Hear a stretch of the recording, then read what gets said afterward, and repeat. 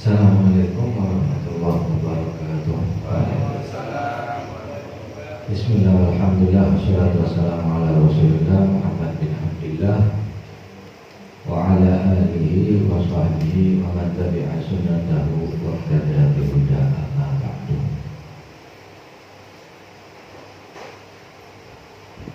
Alhamdulillah, puji dan syukur kehadirat Allah Subhanahu wa taala.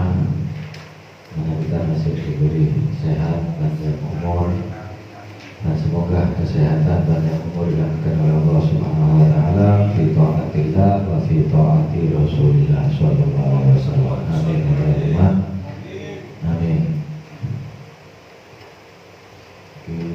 Berarti belum baca ya. Langsung diterus ngomong ya.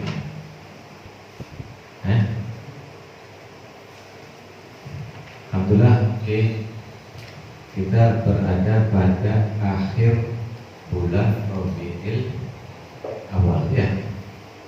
Besok tanggal berapa Ustaz? 31. 30 berarti ini malam terakhir. Berarti besok sudah masuk Rabiul Tsani. Lalu bagaimana diri kita dengan Nabi Sallallahu Alaihi Wasallam? Bagaimana hubungan kita, kecintaan kita, lalu bagaimana kita dalam menjalankan ajaran Nabi Sallallahu Alaihi Wasallam? Karena ini termasuk cinta kita kepada Nabi Sallallahu Alaihi Wasallam, yaitu dengan menghidupkan sunnah Nabi Sallallahu Alaihi Wasallam, yakni menghidupkan ajaran Nabi Sallallahu Alaihi Wasallam. Karena itu dikatakan oleh Nabi Sallallahu Alaihi Wasallam, man ahya sunnati faqad ahabbani. Siapa orang yang mencintaiku? Orang yang mencintaiku ialah orang yang menghidupkan ajaranku, menghidupkan syariatku, menghidupkan sunnahku. Pertama, kita mulai dari diri kita sendiri. Bagaimana nasib kita dengan sunnah yang telah diajarkan oleh Nabi SAW? Dari ajaran bagaimana kita dengan kewajiban yang telah diwajibkan oleh Allah dan Rasulnya. Lalu bagaimana dengan adab-adab Nabi Sallallahu Alaihi Wasallam? Kita memang semua termasuk pecinta Nabi Sallallahu Alaihi Wasallam. Tapi kadar kecintaan Nabi, kecintaan kita kepada Nabi kira-kira berapa persen? Kalau kita lihat, jelas kita lebih mencintai diri kita, lebih mencintai urusan duniawi, lebih mencintai anak, keluarga, dan lain-lain daripada Allah dan Rasulnya. Jadi kalau kita lihat, umpama keluarga kita, anak kita sholatnya telat, kira-kira kita marah atau tidak? Apa menentang? Tapi kalau kelihatan anak kita disuruh dan nurut, ngamuk apa enggak? Jadi inilah kita kiaskan sendiri bagaimana kecintaan Nabi, kecintaan kita kepada Nabi Sallallahu Alaihi Wasallam. Dan ini juga termasuk bagi orang yang sudah punya anak, dimulai dari orang tua dulu. Bagaimana dengan mengajarkan anaknya sholat, orang tua juga harus sholat. Ngajari anak sholat jamaah, orang tua harus dahulu melakukan sholat jamaah. Ojo anaknya dikongkon sholat jamaah, tapi bapak ibu gak dalam sholat jamaah. Nah ini kira-kira anaknya protes apa enggak? Setidaknya umpama anak wedi gak dalam protes ya berutuh. Bapak gak dalam juga jamaah, waktu pokoknya terus. Nah itu sudah barang pasti. Jadi dimulai dari diri kita, lalu keluarga kita. Praktekkan sunnah-sunnah yang ringan-ringan dulu. Kita tidak bisa melakukan sunnah yang berat, kita lakukan sunnah yang ringan. Apa sunnah yang ringan? Sunnah yang Nabi apa wae sih? Masuk sholat tok, sholat sunnah, puasa ini. Sunnah Nabi SAW yang tidak makan waktu dan tidak membuat kita capek juga banyak. Kalau kita sholat, mungkin sholat sunnah kadang sih terasa kesel, sebab kita sholat dengan terpaksa. Terpaksa pun tidak sholat ini. Sholat ini terpaksa apa dengan senang hati kita lakukan? Coba ya, kira-kira ya apa jawabannya? Ngelakukan sholat seneng apa kepaksa? Jawabannya seneng apa kepaksa kira-kira? Senang temenan. Senang melakukan sholat ini termasuk sangat luar biasa. Awak-awak dewi ini sholat biasanya karena kepaksa kewajiban. Umpama sholat tidak wajib kira-kira sebaik subuh benda. Apa dilanjut dulu? Umpama sholat subuh sunnah, sembahyang apa dulu kira-kira? Dulu. Jadi sembahyangnya karena apa kepaksa atau karena senang? Jelas jawabannya karena terpaksa. Kalau sholat sunnah, subuh disunahkan atau isya maghrib sunnah, mungkin masjid kosong kabeh. Kita lihat masjid kira-kira akhirnya bisik sembahyang sunnah, bisik gak sembahyang. Kebanyakan selesai sholat, pemane arek sik nom-nom wis tak ate wirid lapcing ya. Salah lapcing wis. Nah, ini menunjukkan kurangnya cinta kita terhadap Nabi SAW. Kadang ini kita anggap berat wis melakukan sholat. Tapi sunnah-sunnah yang ringan ini sangat banyak sekali. Kayak kita makan dengan tangan kanan, minum sama tangan kanan. Berat apa ringan ini? Kok dua ya, cuma beda tangan. Kita makan tangan kiri, tangan kanan, waktunya juga sama. Kita niatkan tangan kanan mengikuti sunnah Nabi SAW. Pakai pakaian, kira-kira orang sing baca bismillah enggak? Baca doa apa enggak pakai pakaian? Kelihatannya ringan, tapi kita tidak menghiraukan. Nah, terus ini diwara cinta benar kepada Nabi masuk akal apa enggak kira-kira? Ya cinta ada, insya Allah ada, tapi kadar kecintaan kita ini sangat sedikit. Bukti daripada ini kadang kita meremehkan mobil pegangan kiwa itu sudah biasa. Bahkan Nabi SAW sangat mencegah, walaupun itu bukan haram hukumnya, minum atau makan dengan tangan kiri. Bahkan dinapel oleh Nabi, disuruh keluarkan dari mulut. Ini sunnah ringan. Pakai siwak. Kira-kira sing hadir gawe siwak iki pirang persen iki? Anak pondok kira-kira gawe siwak apa ndak? Kabeh. Siwak tok sing ringan akeh sing gak gawe bisa. Iki modal piro? Anggap paling mahal 10.000, 15 wis gak apa-apa. 15.000 digawe pirang bulan? Masuk tahunan itu dapat tuh. Itu dari siwak akhirnya dari tahunan. Siwak ini juga untuk manfaatun infak, membersihkan mulut, membersihkan gigi. Ya berarti sikat gigi wae bebas layu gitu. Buang apa enggak kira-kira?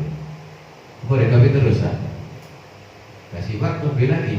Kalau sikat gigi mungkin kita sehari dua kali kayak siwak setiap sholat, setiap wudhu. Kira-kira cepetan disusu dan disikat. Ini kalau sudah lembek, jadi potong lagi. Ojo dibiarno sampai ini digawe setahun. Nah, terus ngambuke dikek ngambu semabut terus. Dan ini semacam ini sudah lemes, ya potong lagi sampai tinggal 4 jari paling sedikit. Kalau sudah kurang dari 4 jari ya dibuang. Ini untuk apa? Bersihkan ridha Allah. Ini sunnah yang sangat dianjurkan oleh Nabi SAW. Bahkan hampir diwajibkan dalam setiap sholat atau wudu. Laula an asyqa ala ummati la amartu bisiwak inda kulli sholat atau inda kulli wudu atau kama qala sallallahu alaihi wasallam. Seandainya tidak memberatkan umatku, niscaya akan aku wajibkan pakai siwak setiap sholat dan wudu dalam riwayat lain. Nah, dalam memakai siwak ini juga menunjukkan bagaimana menunjukkan kecintaan Nabi SAW. Iki sunnah tapi hampir wajib. Dan kalau kita lihat ganjaran daripada siwak, iki ganjarannya sangat luar biasa. Apa ganjarannya dalam sholat? Rak'atan bisiwak khairun min sab'ina rak'ah bighairi siwak. 2 rakaat dengan siwak lebih baik, bukan sama loh ya, lebih baik daripada 70 rakaat tanpa siwak. Nah ini umpama diganti duit ya apa kira-kira ganjaran ini mau? Kita ganjaran DKI lebih baik daripada 70 rakaat, kita banyak meninggalkan. Kadang tidak menghiraukan karena kok ganjarannya tidak ketok. Tapi umpama ganjaran diganti setiap sholat pakai rakaat, pakai siwak dikasih uang 70.000 ganti 70 rakaat. Kira-kira kayak siwak kabeh benar.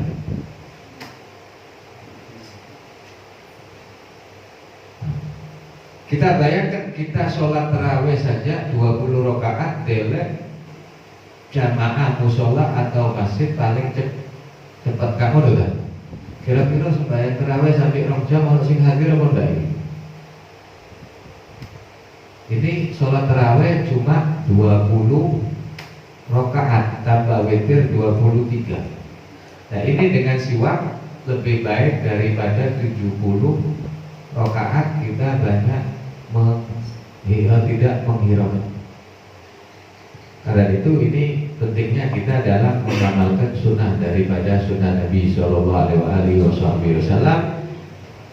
Ini juga menunjukkan rasa cinta kita kepada Nabi Muhammad SAW. Karena itu ya kita koreksi diri kita sendiri bagaimana hubungan kita dengan Nabi SAW. Kalau kita ngaku cinta, kepingin berkumpul bersama Nabi SAW, hidupkan ajaran Nabi SAW. Kelanjutan dari hadis tadi, man ahya sunnati faqad ahabbani wa man ahabbani kana ma'i fil jannah. Maka yang cinta kepadaku kelak bersamaku di surga. Sedangkan kedudukan kebersamaan dengan Nabi SAW ini kedudukan yang sangat mulia, yang sangat tinggi, bukan kedudukan biasa. Dan inilah yang paling diharapkan oleh para waliullah. Mereka tidak mengharapkan urusan duniawi ini dan itu, bahkan surga pun mereka tidak menghiraukan. Bukan maksudnya tidak mau masuk surga ya, tidak tergiur dengan kenikmatan surga, tapi yang membuat mereka itu adalah Nabi SAW, karena kecintaan yang sangat luar biasa kepada Nabi, sehingga di surga pun yang dikejar adalah kumpul bersama Nabi SAW. Saya ini bayangno awak dewi, khususnya yang muda-muda ini, kita duduk ketemu dengan kekasih, itu seneng apa enggak kira-kira? Kira-kira dipilih makan enak sama kita ketemu dengan kekasih, milih di kira-kira milih makan enak atau milih dengan ketemu dengan orang yang kita cintai? Makan enak terus bertemu dengan orang yang kita cintai, kau milih kira-kira milih di milih makan atau milih ketemu orang yang kita cintai? Jelas Yang kita utamakan adalah milik orang yang kita cintai. Bahkan kalau cinta sudah benar-benar cinta, makanya kalau sampai laku rela hidup walaupun makan sepiring berdua. Pokoknya hidup dengan kekasih walaupun keadaan sulit, yang penting berdua. Nah ini mereka juga begitu, tapi tidak ada istilah susah, istilah sulit ini dan itu apabila kita berkumpul bersama Nabi Shallallahu Alaihi Wasallam. Jadi marilah ini di penghujung bulan Rabiul Awal, hari kelahiran Nabi Shallallahu Alaihi Wasallam, marilah kita tingkatkan kecintaan kita kepada Nabi Shallallahu Alaihi Wasallam. Kalau sudah kita cinta benar-benar kepada Nabi Shallallahu Alaihi Wasallam, insya Allah tidak ada rasa susah, sedih, sumpah dalam kehidupan dunia. Yang ada selalu senang, bahagia dalam sehari-hari kita, baik di dunia, di kuburan maupun sampai akhirat. Kalau ini benar-benar cinta kepada Nabi Shallallahu Alaihi Wasallam, marilah lewat majelis ini kita pelajari siapa sosok baginda Nabi Muhammad Shallallahu Alaihi Wasallam.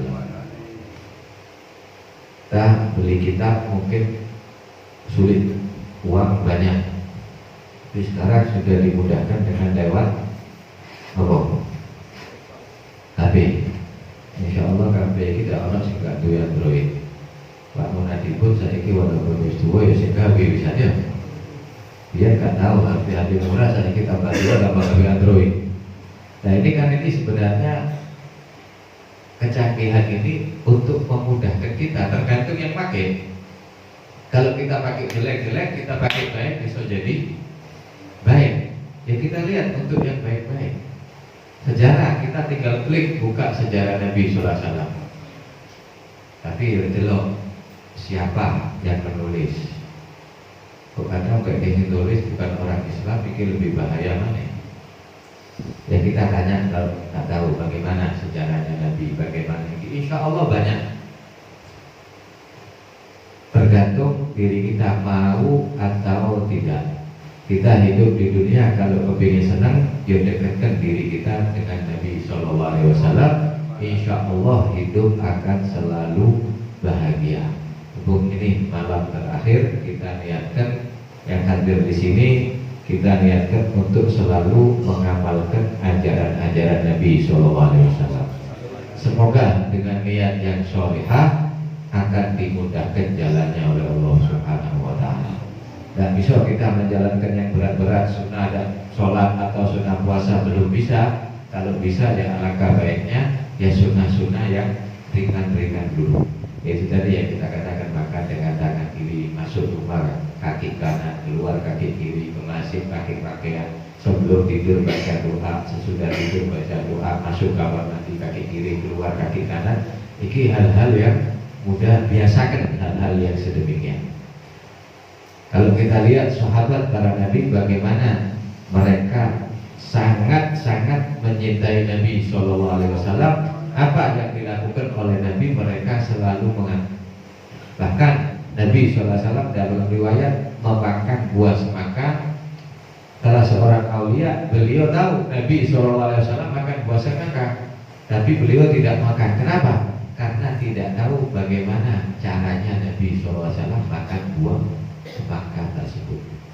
Sampai caranya diikuti, bagaimana caranya Nabi. Apa? Semua hidupnya yang diikuti adalah Nabi Shallallahu Alaihi Wasallam. Kayak Syekh Muratib Habib Abdullah Al-Haddad, dari mana mereka bisa mendapatkan kedudukan setinggi itu?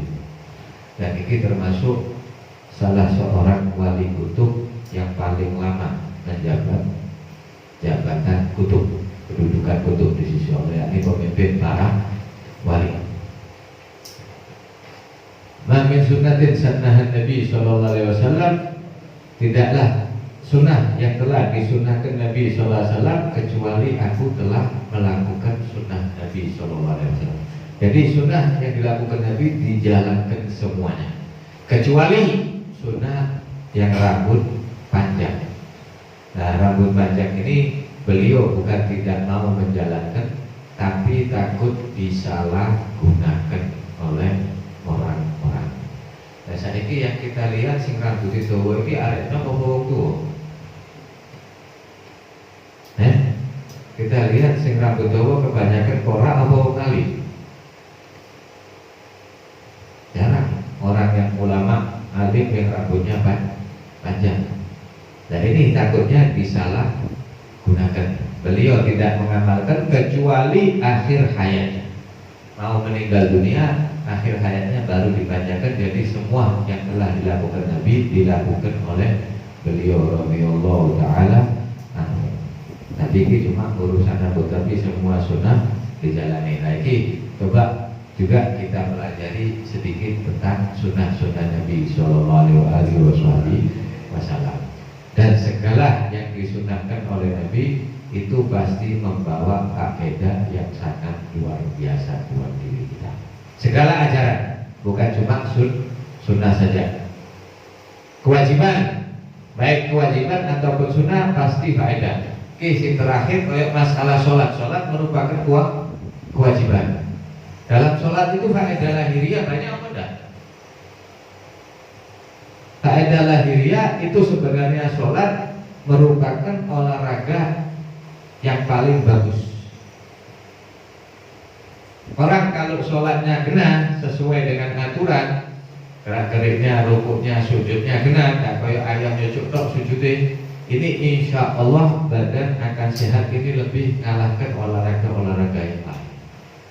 Kalau sholat mau betul menjalani sholat sesuai dengan yang diajarkan oleh Nabi SAW.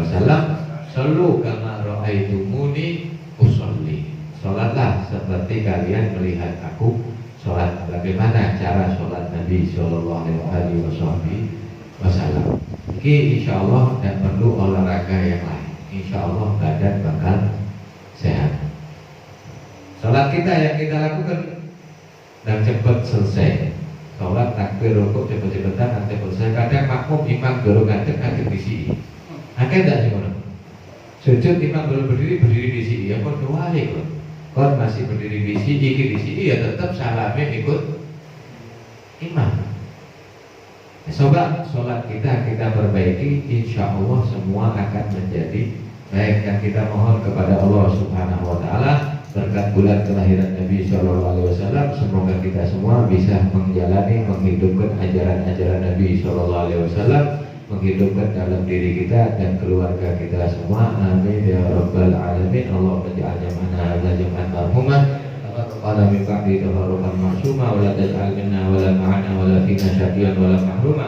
Allahumma arzuqna bi Nabi sallallahu alaihi wasallam bi asratina sholihin wa tawallayan hal wa subhana kamalan ibtida' bihim wa syurna ma'ahum wajma'na bi dunya wal barzakh wal akhirah syurana wa syuril ummah Muhammadiyah masyariqil ardi ila maghrib ya magdi hajatina wa dalil qasidana Lisanana zahiran wa batinan. Allahumma ja'alna minal muhibbin al-mahbubin ladaik wa lada habibik Muhammad sallallahu alaihi wasallam. Rahmatika ya arhamar rahimin. Allahumma shfi murad Gus Mansur. Allahumma shfi marda wa afi mubtala wa shifaan la yughadiru saqaman wa la alama lana wa li jami'i ikhwanina wa li jami'il muslimin min masyariqil ardi ila maghribiha. Faraj 'anna wal muslimin farajan 'ajilan bi rahmatika ya arhamar rahimin. Rabbana atina fid dunya hasanah fil akhirati hasanah wa qina adzabannar. Mal arwahi walidina walidikum amwatina wa amwatikum amwatil muslimin ajma'in. Sallallahu alaihi wa sallam.